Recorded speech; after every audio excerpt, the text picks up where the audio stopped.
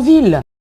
Il a fallu qu'on négocie avec les populations parce que nous nous sommes dit que c'était des problèmes d'humanité. Il fallait négocier, mais ça nous a pris du temps pour démarrer ces constructions. Parce que l'Agence nationale des grands travaux exigeait que tout le périmètre autour du stade soit libéré. On a dû leur demander de commencer sur les parcelles 1 et 10. C'est ce que vous voyez derrière le centre de cancérologie. On a dû leur demander de commencer par là. Mais ils ont parfaitement raison parce que c'est un réseau d'infrastructures à tracer autour du stade. Il a fallu négocier avec les Gabonais. Et nous avons délogé, après d'âpres négociations, 200 et quelques familles gabonaises. La loi ne nous obligeait pas à les indemniser, mais pour des questions d'humanité, on a dû donner quelque chose. On a dû, et là c'est une obligation légale, aménager une zone de relogement de 22 hectares. Et là, les 200 familles sont relogées. Chaque famille a une parcelle de 500 mètres carrés. Donc voilà les efforts que le gouvernement est en train de faire pour 2012. Et il y a des perspectives. Donc sur l'année 2012, lorsque on regarde les deux programmes en cours d'exécution, on est à combien de logements, Madame la Ministre? 3800 avec la SNI pour Libreville et l'intérieur du pays. Je ne sais pas si vous avez vu des reportages où le ministre... Nous allons regarder tout à l'heure. Nous sommes allés voir les travaux d'aménagement du site de Makoko et de Port-Gentil. Donc, ce programme concerne bien l'ensemble du territoire national. Et à Libreville, avec la SNI, nous avons la zone de Coq, par exemple, l'ancienne base de SHM. Donc, il y a plus de 900 maisons, donc des pleins pieds, des duplex qui vont monter dessus. Donc, nous avons lancé ce programme de construction de logements. Je vous propose, Madame la Ministre, de suivre avec nous justement cette analyse de la rédaction de Gabon Télévision, après quoi on reviendra pour évoquer notamment des questions de coûts d'acquisition des habitations. Parmi les problèmes auxquels font face les Gabonais au quotidien, il y a le logement. Précarité monstre pour les Gabonais d'en bas, c'est une préoccupation majeure pour Ali Bongo Ondimba. Il y a longtemps que le président rêve d'un logement décent pour tous. Il y a plusieurs mois qu'il peaufine le dossier des logements d'Angonje, Bikele et ailleurs, un véritable casse-tête, dans un contexte d'obstacles multiples et répétitifs qu'il a su déjouer avec le temps. Résultat, à Angonje et Bikele, les logements sortent de terre. La société turque, Dorsey et l'ANGT tiennent leur pari. La matérialisation d'un projet cher à Ali Bongo Ondimba depuis sa prise de fonction en 2009. Il est clair que pour l'émergence, il faut mettre fin à la crise du logement qui a pour conséquence la grimpée exponentielle du loyer au Gabon. Et que dire de ce phénomène de construction de maisons de fortune, parfois avec du matériel de récupération, de façon anarchique. Au lendemain de son accession à la magistrature suprême, cette promesse de construire des logements sociaux avait suscité beaucoup d'espoir dans nos Matiti et autres lieux modestes. De l'acte à la parole, les maisons sortent désormais de terre. C'est assez pour mettre fin au Congossa au quartier.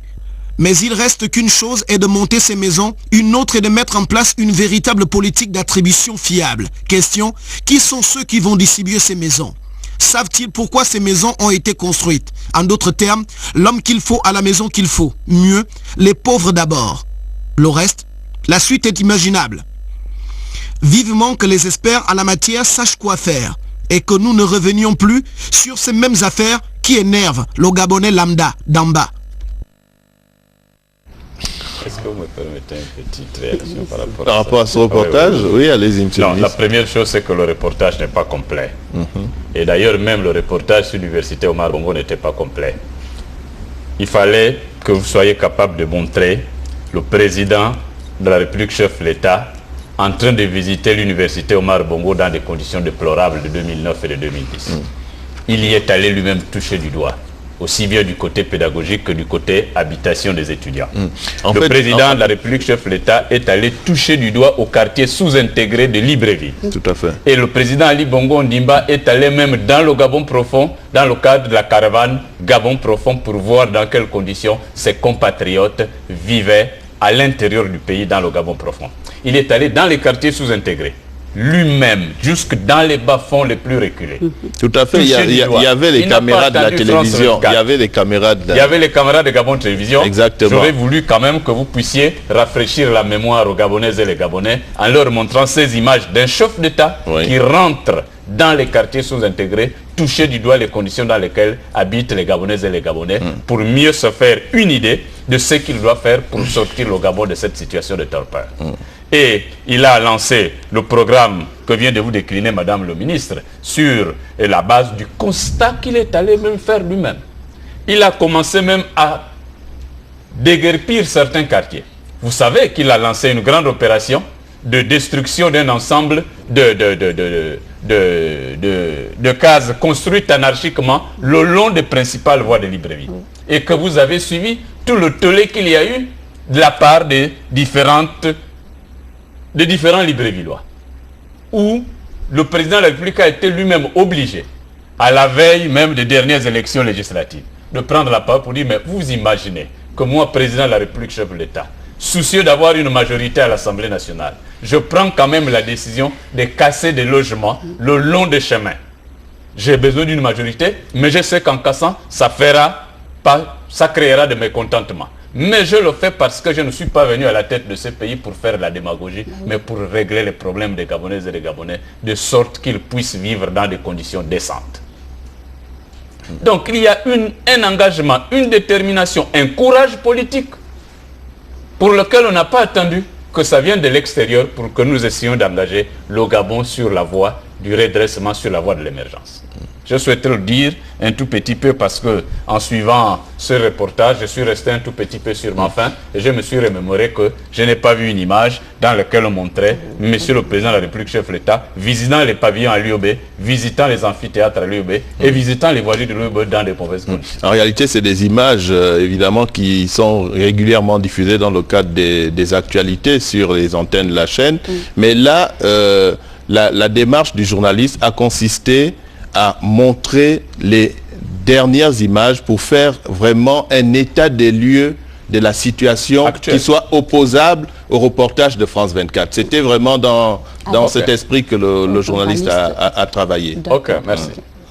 Donc, Madame le ministre, vous avez suivi avec nous le dernier reportage. Le journaliste pose un certain nombre de questions, notamment la question qui va arriver, puisque les maisons sont en train d'être construites et ensuite va se poser la question de leur attribution et de leur acquisition. Est-ce que là aussi le gouvernement a mis en place, a réfléchi à une politique pour permettre aux Gabonais, j'allais dire économiquement faibles, hein, en tout cas les moins nantis, de pouvoir accéder à ces logements? Je vous remercie, Monsieur Elaminsa. Effectivement, la question de l'accès au logement est une question importante qui complète tout le modèle. Parce qu'il ne s'agit pas que de construire des maisons, mais il faut que nous réfléchissions sur la question de l'accès au logement. Et là, dans les nouvelles villes que nous voulons faire, il y a certes des maisons de moyen et de haut standing, mais il y a des maisons sociales. Donc il va falloir que le gouvernement détermine qui est éligible au logement social. Et je pense qu'il y a un travail formidable qui a déjà été fait par la CNAMGS. Nous avons, je pense, une base de données sur les Gabonais économiquement faibles. Il y a tous les mécanismes de financement, de garantie. Par exemple, il a été créé un fonds de garantie au logement. Il y a la Banque nationale de l'habitat. Hein? Donc c'est autant de mécanismes mis en place par le gouvernement pour amorcer cette réflexion sur la question de l'accès au logement social. Est-ce que c'est des mécanismes qui ont déjà été optimisés ou alors il faut les renforcer? Voilà la question qui est sur la table du gouvernement. Autre problématique qui est souvent soulevée lorsqu'on parle du problème de l'habitat dans notre pays, certains experts disent qu'il y a des promoteurs qui seraient prêts à financer justement des programmes. Malheureusement, on n'a pas toujours au niveau du gouvernement la réactivité qui leur permettrait de disposer d'espaces aménagés. Est-ce que c'est une situation qui est réelle, Madame le ministre? Voilà aussi un point important sur le modèle du logement. Parce que pour qu'un promoteur bâtisse, il y a la question de l'aménagement. Mais le code de l'urbanisme dont je vous parlais tout à l'heure prévoit que des aménageurs privés puissent procéder aux aménagements, mais il est question de revoir, je vous parlais du cadre juridique qui est en train d'être reformé, donc voir dans quelle mesure, dans quelles conditions, parce que ce que nous évitons, c'est que ces promoteurs fassent de la spéculation foncière par la suite.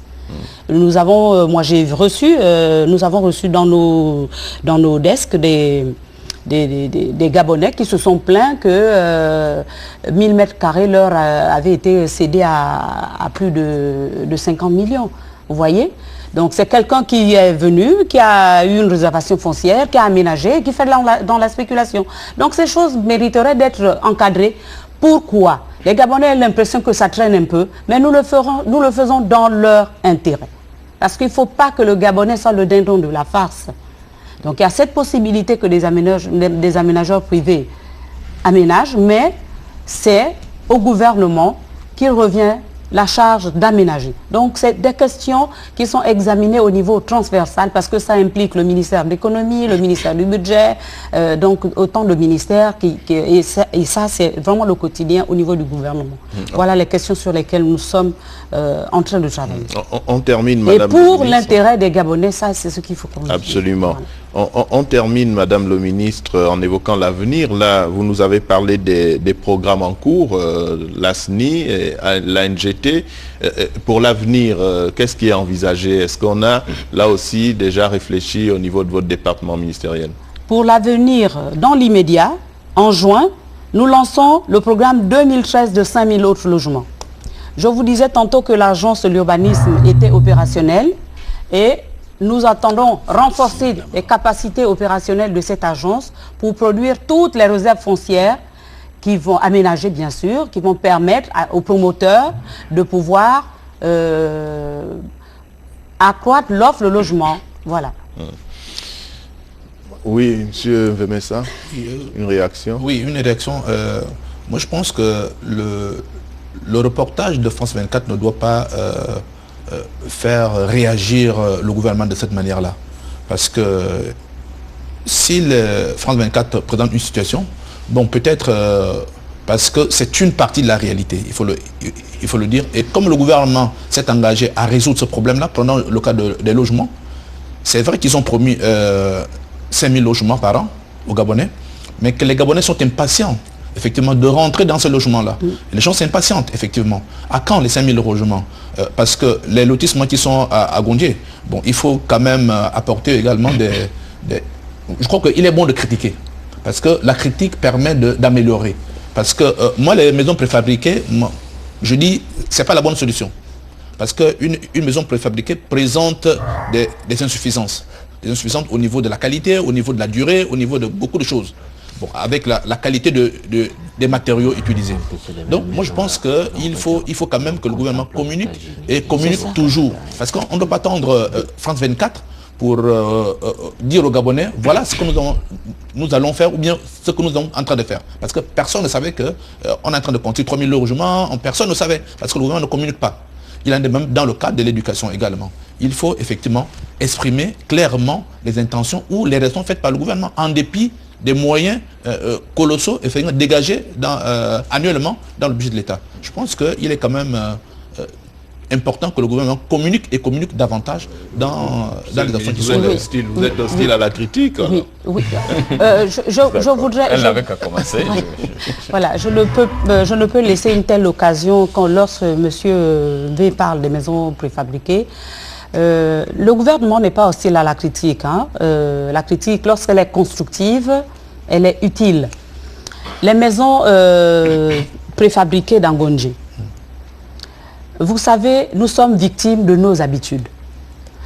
Nous sommes habitués à notre belle petite maison avec des parpaings qui montent, on fait tourner la bétonneuse et elle monte, on met nos tôles et voilà, on a notre maison. On est sûr qu'avec les parpaings, c'est plus dur, on est à l'abri. Non, monsieur Mvé. Ces maisons, c'est les nouvelles normes. C'est les nouvelles normes. Ce qu'on ne dit pas, c'est que la maison en parpaing, lorsqu'elle brûle, tous les matériaux s'assèchent et il ne reste plus rien, elle s'écroule. Mais ces